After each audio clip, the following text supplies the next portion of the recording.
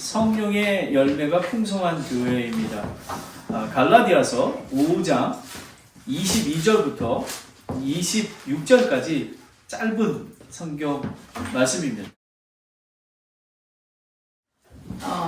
저는 아직 교회가 완전히 옛날 다녔던 교회가 완전히 끝나지를 않았어요. 이달 말 아니면 다음 달에 이제 문을 닫게 될지 이제 그렇게 됐는데, 제가 우연찮게 이 교회를 오게 됐고, 처음 온 날 사람 숫자가 아니고 저는 너무 놀랬고 너무 또 좋았습니다. 왜냐하면은 내가 그동안에 꿈꾸던 교회에 사람의 숫자가 아니라 정말 영혼을 사랑하는 그런 믿음의 공동체를 만나게 되어서는 저는 정말 행복했고, 그날부터 내 하나님께서 주신 비전이 살아나는 그런 느낌을 받았습니다. 왜냐하면은 저는 그동안에 이제 많은 사람을 마음에 품고 기도를 했는데, 그분들이 그냥 세상적이고 그냥 그런 것에 눌려가지고 교회를 다닌 게 아니라 예수님을 만나지 못했기 때문에 그들의 삶이 참 행복하지 못하고 그냥 어려움 속에 그렇게, 물론 우리 형제들도 있고 또 주변에 또 아시는 분들도 있는데, 우리가 교회를 다니는 게 중요한 것이 아니라 정말 구원받고 하나님 나라의 그 성도로서의 삶을 사는 게 얼마나 행복하고 복된 것을 참 우리 많은 사람들이 모르는 것 같더라고요. 그런데 여기 와서 내가 왜 또 행복했냐면은 목사님이 굉장히 영혼 사랑하는 그런 마음이 있으셔갖고, 이런 목사님 밑에서 같이 우리가 신앙생활을 하면은 주변에 믿지 않는 사람들을 많이 이렇게 또 모시고 오면 그 사람들이 여기에서 말씀 안에서 정말 구원받고 새로운 삶을 살겠다는 그런 비전이 있어서 너무나 좋았습니다.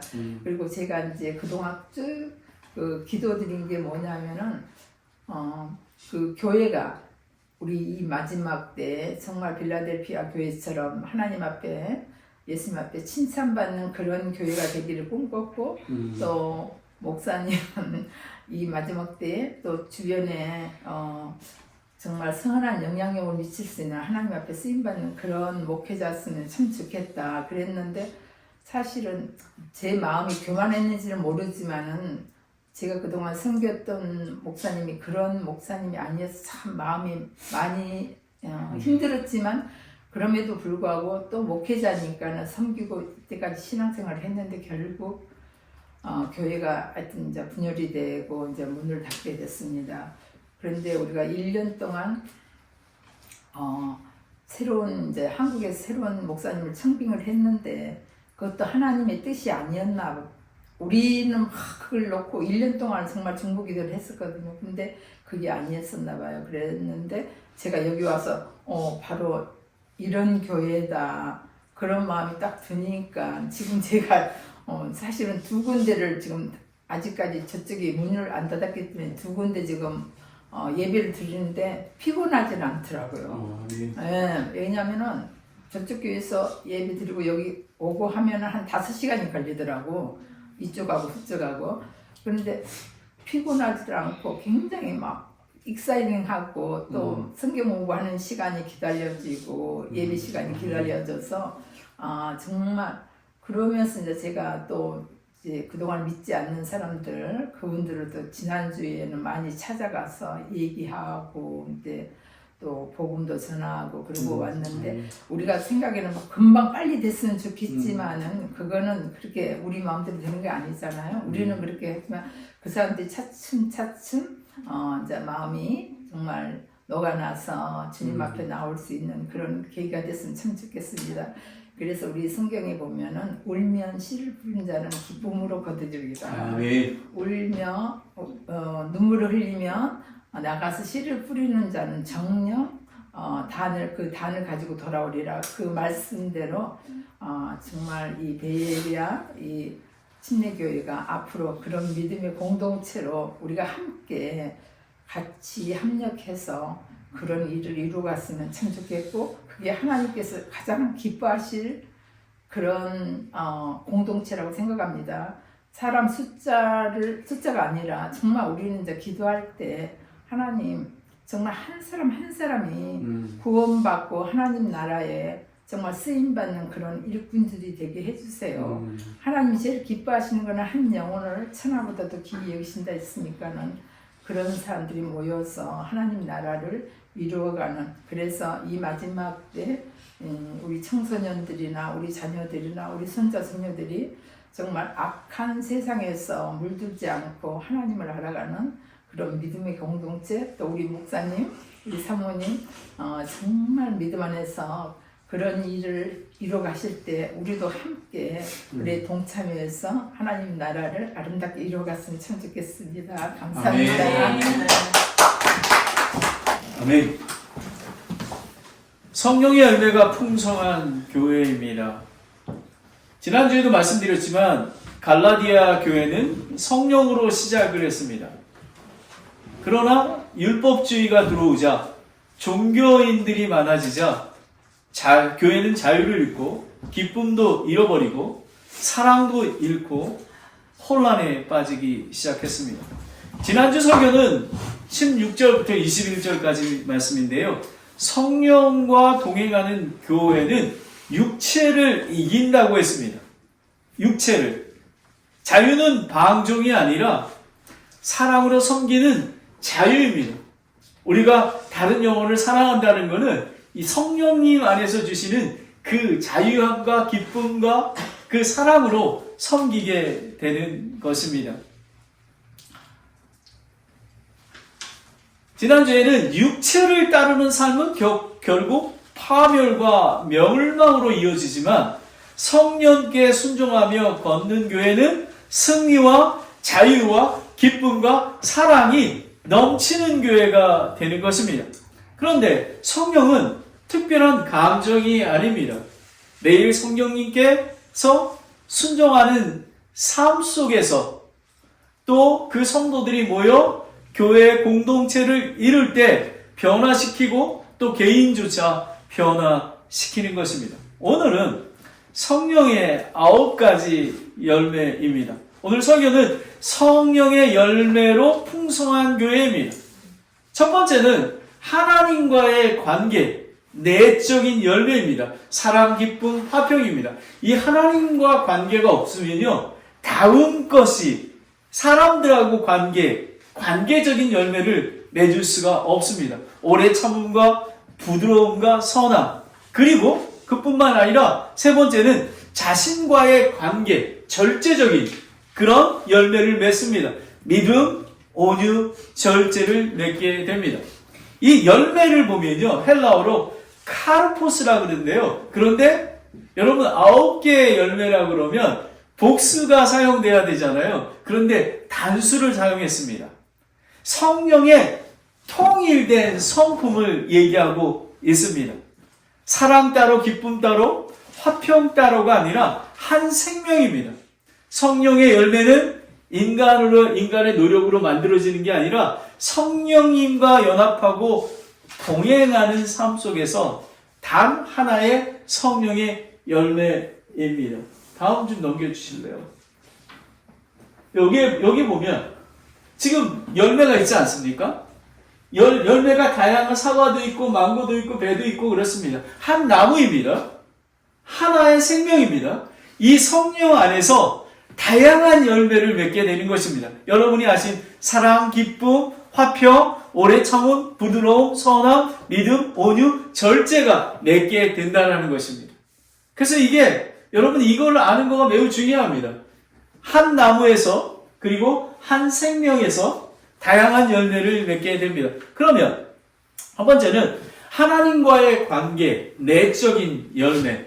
그러니까 내적으로 성숙한 믿음을 가져야 합니다. 사랑을 보겠습니다. 첫 번째 사랑은요, 아가페적인 신만이 할 수 있는 조건 없는 헌신적인 사랑입니다. 이것은 우리의 의지가 아니라 성령님께서 역사하셔야지만 될 수 있는 것입니다. 그래서 우리가 성령님을 따라 가는 그런 삶을 살아야게 하는 것입니다. 로마서 5장 5절에 보면 우리에게 주신 성령님에 의해 하나님의 사랑이 우리 마음에 넓게 부어졌기 때문에 그래서 우리는 자랑할 것이 없습니다. 우리는 어떤 것도 하나님의 은혜로 주어졌기에 율법 아래 있는 사람들은 서로 비교하고 판단하고 싸웁니다. 그런데 성령의 내적 열매가 있는 교회는 비난이 아니라 웰컴, 사랑합니다. Jesus loves you. 이렇게 환영하게 되는 것입니다. 다 같이 로마서 5장 8절을 보겠습니다. 하나님께서 우리를 위해 자신의 생명을 버리셨으므로 우리가 이로써 그분의 사랑을 깨닫나니 우리가 형제를 위해 우리의 생명을 버리는 것이 마땅하니라. 여러분, 왜 선교사님들이, 왜 목사님들이 자기의 좋은 조건을 다 버리고 예수 그리스도를 쫓아갈 수 있겠습니까? 바로 예수님의 사랑이 부어졌기 때문에 바로 그런 것입니다. 제가 여러분에게 이해를 돕기 위해서요, 쉽게 어떤 아버지가 아들이 집을 나간 뒤에 돌아오지 않자 매일 저녁 대문에 등불을 켜놨습니다. 그 이유가 뭔지 아십니까? 언제 들어와도 내가 너를 환영한다. 불이 켜져 있다는 메시지를 주기 위한 것입니다. 하나님의 교회와 그리고 하나님의 성도는 사랑이 항상 열려있다는 그 등불임을 다른 사람에게 보여주어야 합니다. 조금 전에 자매님께서 간증을 하셨지만 작은 사람들이 모였지만 저희 교회는 사랑이 넘치는 교회입니다. 그리고 그렇게 돼야만 하는 것입니다. 그리고 기쁨이 넘칩니다. 그리고 평화스럽습니다. 정말 저는 신비합니다. 아무것도 가진 게 없는데요. 저는 너무 기쁩니다. 그래서 전도하다 보면 목사님은 뭐 이렇게 개척교회 목사 뭐가 기쁩니까? 라고 얘기하는데 이 신비를 알려면 예수 그리스도의 복음을 들으셔야 하고요. 교회에 오셔야 됩니다. 그리고 이렇게 하십니다. 정말 사랑이 넘쳐나야 하는 것입니다. 두 번째는 기쁨입니다. 조이입니다. 고난과 시험 중에도 하나님 안에서 흘러나오는 샘물과 같은 기쁨인 것입니다. 빌립보서 4장 4절에 항상 주를 기뻐하라. 내가 다시 말하노니 기뻐하라. 여러분, 왜 우리가 고난 속에서도 기뻐할 수 있을까요? 예수님만으로, 예수님 안에서 누리는 기쁨 때문에 그렇습니다. 우리 구원받았습니다. 그런데 정말로 죽을 것 같지만 그렇지 않습니다. 하나님께서 매일 기쁨을 주십니다. 그리고 천국을 소망하게 되었습니다.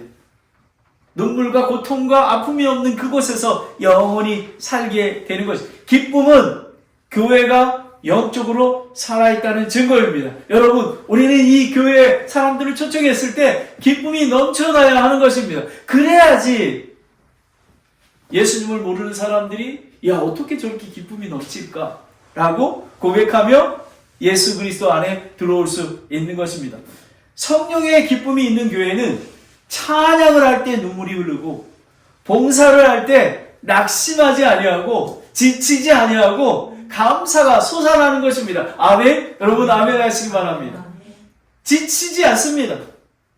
기쁨은 강에서 솟아나는 샘물과 같습니다. 비가 오지 않아도 주변의 환경이 메말라도 샘은 땅속에서 솟아나기 때문에 마르지 않는 것입니다. 얼마나 귀한지 모릅니다. 세 번째는 화평입니다. 화평은 헬라어로 에이레네라고 여러분이 잘 아시는 샬롬이라고 그러지 않습니까? 히브리어로 샬롬입니다. 그리스도를 통해 하나님과 화평한 결과로 마음의 중심에 임하는 내적인 또 외적인 평화인 것입니다. 다 같이 로마서 5장 1절을 함께 읽겠습니다. 로마서 5장 1절입니다. 시작. 그러므로 우리가 믿음으로 의롭게 되어 우리 주 예수 그리스도를 통해 하나님과의 화평을 누리는도다. 여러분, 예수 그리스도를 믿음으로 우리는 연합이 돼서 예수 그리스도의 화평이 우리한테 임하게 되는 것입니다. 예수 그리스도의 기쁨이 우리와 함께하기 때문에 우리는 기뻐할 수밖에 없는 것입니다. 갈릴리 바다에 폭풍이 일어날 때 예수님은 주무시고 계셨습니다. 제자들은 선생님이여 우리가 죽나이다 그랬습니다. 그랬더니 예수님이 그들에게 오 믿음이 적은 자들아 너희가 어찌하여 두려워하느냐라고 꾸짖었습니다. 여러분 풍랑이 일어도 예수님 안에서 평안을 누리시길 바랍니다. 제가 여러분 오늘 이 하나님과의 관계 내적 열매 중에서 적용을 여러분에게 말씀드리겠습니다. 어떻게 해야 돼? 나는 사랑하지 못하는 특정한 사람이 있는가? 관계를 회복하셔야 합니다. 내 마음은, 기쁨은 환경의 좌우를 받는가? 내가 기쁠 때만, 나에게 하나님께서 축복해 줄 때만 기뻐하는가? 아니면 고난 중에도 내가 기뻐할 수 있는가? 그리고 갈등 속에서도 나는 평안을 나타내는가?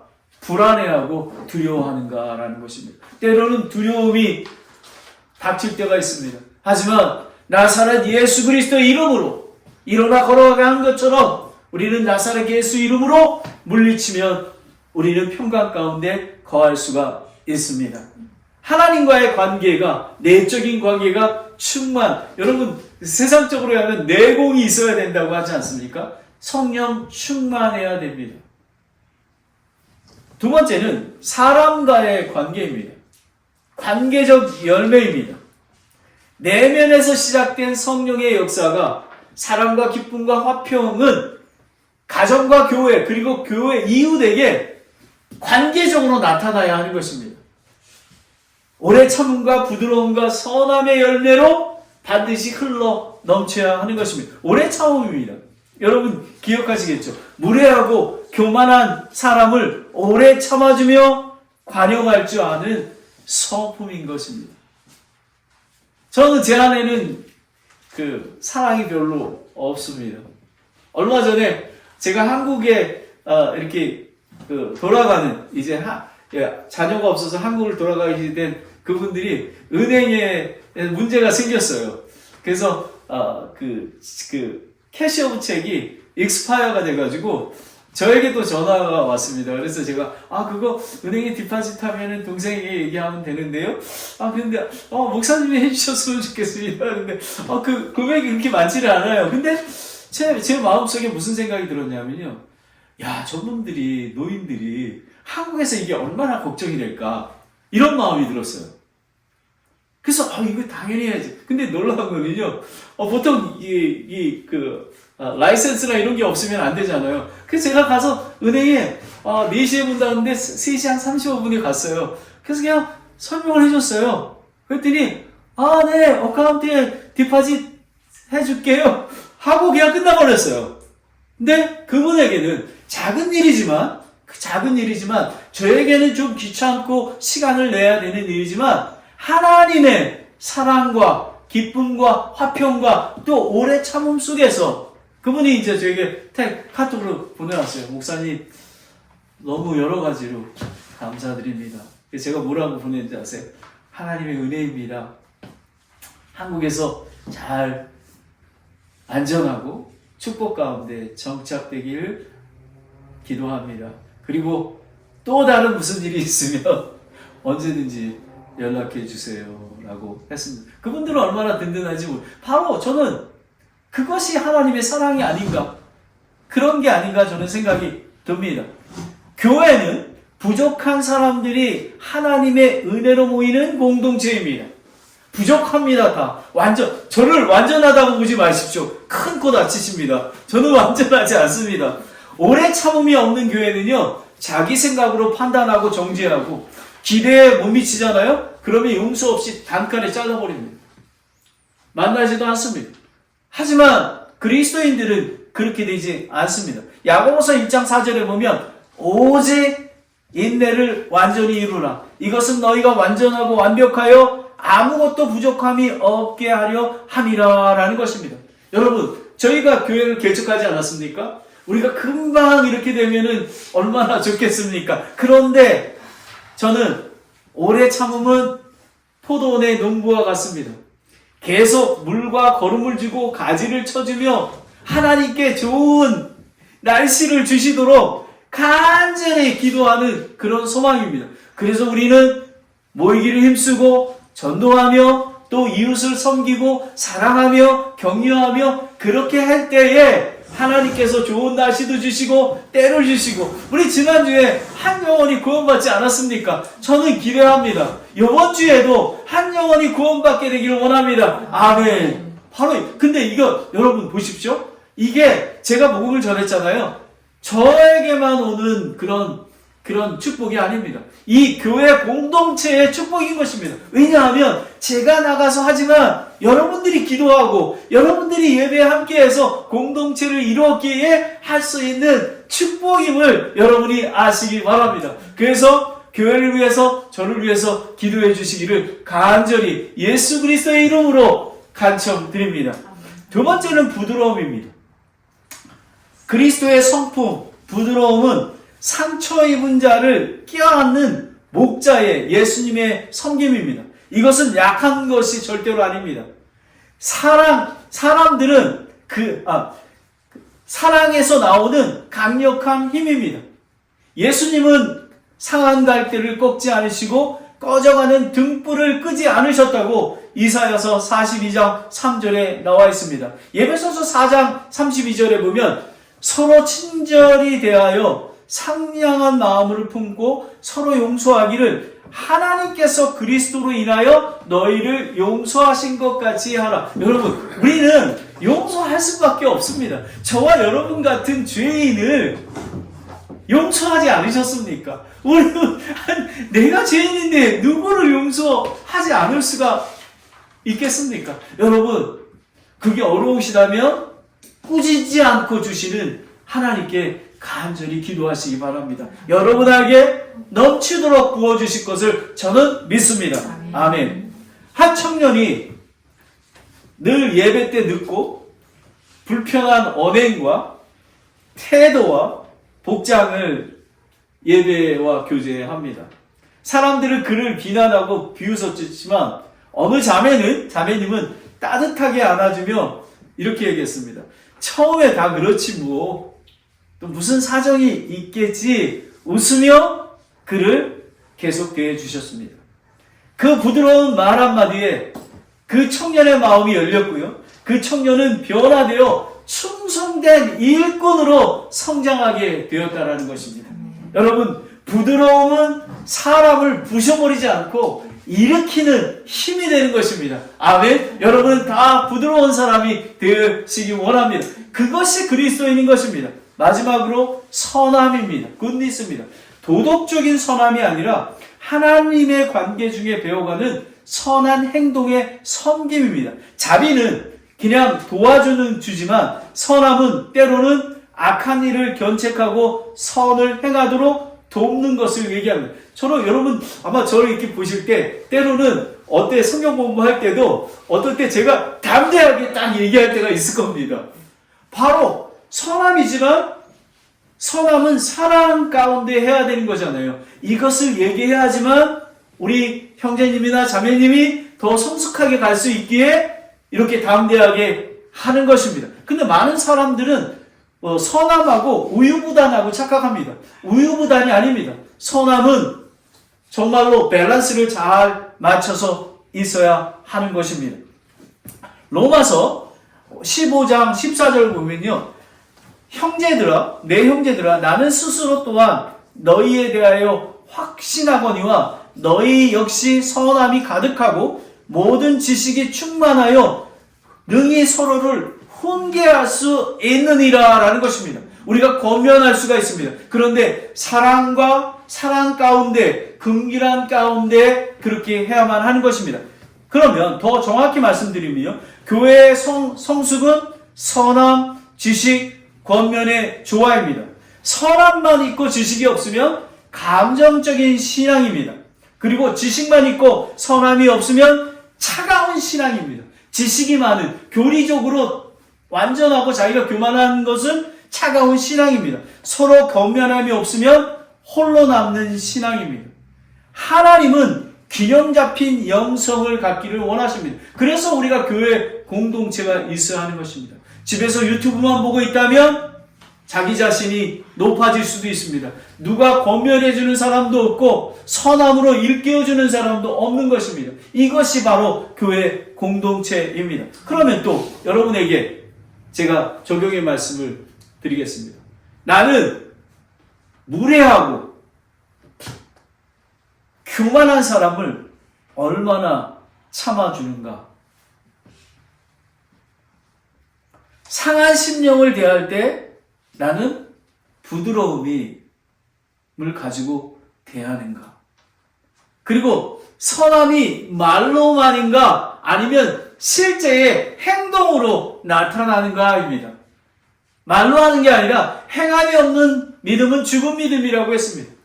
우리는 행함이 있는 그런 교회가 돼야 하는 것입니다. 오래 참음과 부드러움과 선함이 이웃에게 전달돼야 하는 것입니다. 마지막으로 이건 저는 여기가 제일 중요하다고 생각합니다. 자신과의 관계 되게 먹음직스럽지 않으신가요?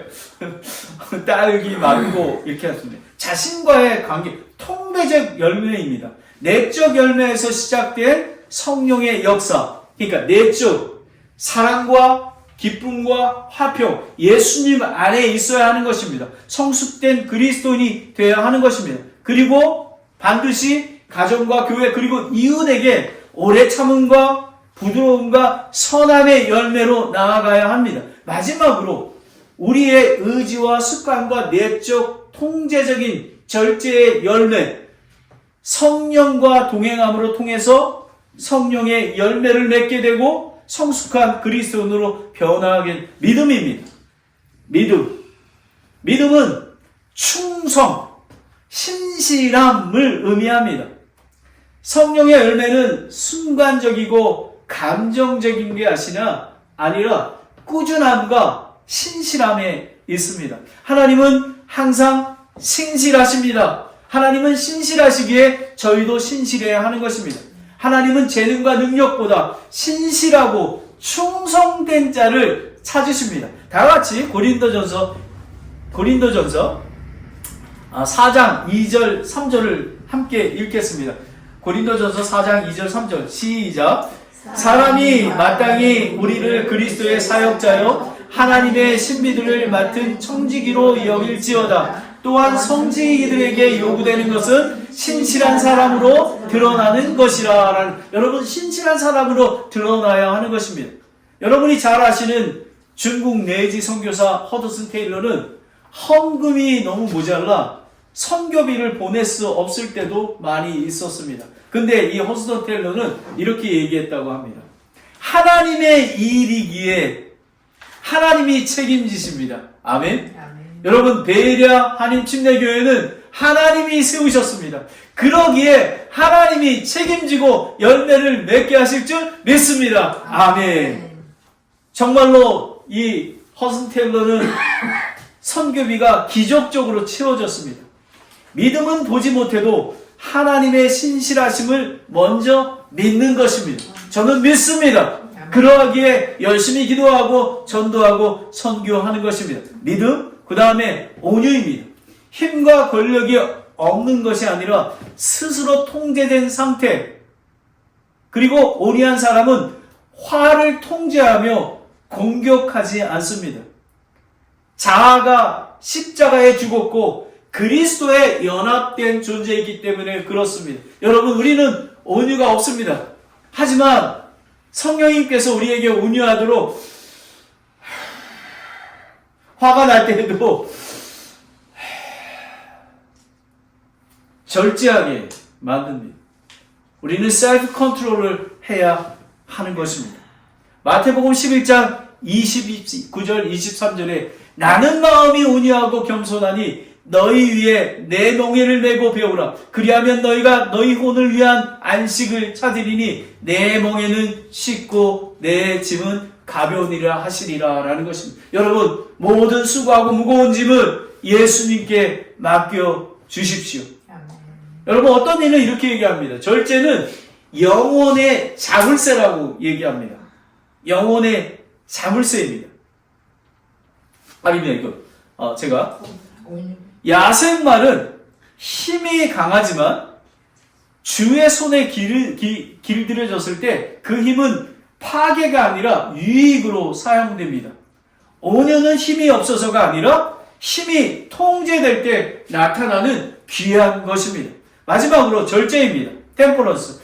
마지막 열매는 자기 절제이며 음식, 성적인 욕망, 분노, 언어, 시간, 돈 모든 영역에서 절제는 필수적입니다. 성령의 절제는 억지로 참고 억누르는 것이 아니라 큰 기쁨 속에서 하나님의 은혜 속에서 선택하는 그런 놀라운 것입니다. 고린도전서 9장 27절에 보면요. 오직 내가 내 몸을 억제하여 복종시키면 내가 다른 사람에게 복음을 선포한 뒤에 어떤 방법으로든 내 자신이 버림을 받지 않게 하려 함이라. 여러분, 사도 바울조차도 그렇게 했는데 우리도 정말 특별히 저에게 주시는 말씀입니다. 교회 리더에게 주시는 말씀입니다. 섰고자 할 때에 조심해야 하는 것입니다. 겸손해야 됩니다. 왜? 성령의 열매는 아까도 말씀드렸지만 성령의 열매는 우리가 맺을 수 없는 것입니다. 하나님의 은혜와 성령님과 동행함 속에서 얻어지는 것이기 때문에 그렇습니다. 조금 전에 말씀드렸던 절제는 영혼의 자물쇠입니다. 자물쇠입니다. 무엇이 들어오고 무엇이 나가는지를 조절합니다. 그러면 우리는 어떻게 적용할 것인가입니다. 하나님 앞에서 나는 충성스러운가? 온유함이 있는가? 아니면 반응적이고 공격적인가? 내 삶의 절제는 성령의 통제를 받고 있는가라는 것입니다. 여러분, 성령의 통제를 받고 있는다라는 의미는 하나님과 긴밀한 개인적인 관계를 가져야 하는 것이기 때문에 그렇습니다. 그러면 나머지 우리가 22절, 23절을 살펴보았습니다. 24절부터 26절까지는 이 열매가 왜 나타나는지 세 가지 근거에 대해서 사도 바울은 제시합니다. 첫 번째는 24절을 보면 그리스도께 속한 사람들은 애착들과 정욕들과 함께 육신을 십자가에 못 박혔느니라 라는 것입니다. 성령의 열매는 새 본성의 새로운 창조물 아닙니까? 우리 정체성에서 나오게 됐다라는 것입니다. 십자가에 못 박혔다는 말은 구원받은 순간 우리의 옛 본성은 결정적으로 죽었다는 것. 그러므로 성령의 열매는 노력에 얻는 것이 아니라 구원받은 자, 새롭게 된 자들의 안에서 흘러나오는 결과물입니다. 성령의 열매는 선택이 아니라 본성입니다. 나는 예수 그리스도에 함께 연합된 자가 되었기에 나는 사랑해야 되는 존재라고, 나는 기뻐하고 화평 가운데 있어야 된다는 것입니다. 25절은 만일 우리가 성령 안에서 살면 또한 성령 안에 걸을지니 라고 합니다. 새 생명과 봉성으로 이제 성령을 따라 걸어야 하는 것입니다. 우리 지난번에 2인 상담 얘기하지 않았습니까? 하나, 둘, 성령님과 일치한 삶을 살을 때 성령의 열매를 맺게 되는 것입니다. 성령으로 살고 있으면서 육체의 방식으로 걷는 것은 그리스도인의 정체성과 모순이 됩니다. 성령님과 성도는 언제나 함께 달려야 하는 것입니다. 26절을 보겠습니다. 이거는 공동체성입니다. 우리가 헛된 영광을 구하여 서로 노엽게 하거나 서로 시기하지 말지니. 성령의 열매는 다툼을 멈추고 질투를 누리고 다른 사람 시기하지 않은 그런 것을 내려놓아야 하는 것입니다. 이것이 교회와 함께 그런 공동체를 이루는 것입니다. 이제 결론을 말씀드리겠습니다. 성령의 열매는 노력이 아닙니다. 우리에게는 없습니다. 성령 안에 있을 때에 성령의 열매를 맺게 하는 결과가 되는 것입니다. 성령의 열매는 내가 애써서 만드는 것이 아니라 성령이 내 안에서 만들어내시는 결과이므로 오늘처럼 하나님께 감사와 찬송과 영광을 돌리게 되는 것입니다. 가지는 열매를 스스로 맺지 않습니다. 포도나무에 붙어 있을 때 자연이 열매 맺히는 것처럼 성령과 동행할 때에 우리는 열매를 맺게 되는 것입니다. 내가 얼마나 열심히 하느냐가 아니라 나는 지금 성령님과 얼마나 친밀한 관계를 맺고 있는가입니다. 그래서 우리가 매일 아침에 하나님의 말씀을 읽고 묵상하고 기도를 쉬지 않고 그리고 예배와 성경 공부와 수요기도 모임에 함께 모이는 그런 공동체를 이루어서 성령님과 가까이 교제를 나눌 때에 열매를 맺게 됩니다. 기도하겠습니다. 하나님 아버지 참으로 감사드립니다. 성령은 내가 노력해서 되는 게 아니라 성령님 안에 있을 때 성령님과 교제를 나눌 때 이루어지게 됩니다. 아버지 하나님, 하나님과 관계 안에 거하기를 원합니다. 내적인 충분한 열매가 되기를 원합니다. 아버지 하나님, 사랑과 기쁨과 화평이 넘쳐날 수 있도록, 그래서 우리가 다른 사람들에게 오래 참음과 부드러움과 선함으로 나타낼 수 있도록 인도해 주시기 원합니다. 아버지 하나님, 성령님께서 저를 도와주셔서 우리 안에서 정말 온전한 믿음으로 온유하고 절제 가운데 성령의 열매가 자연스럽게 맺어지는 귀한 가정과 공동체가 될 수 있도록 축복하여 주시옵소서. 예수 그리스도의 이름으로 기도드렸습니다. 아멘.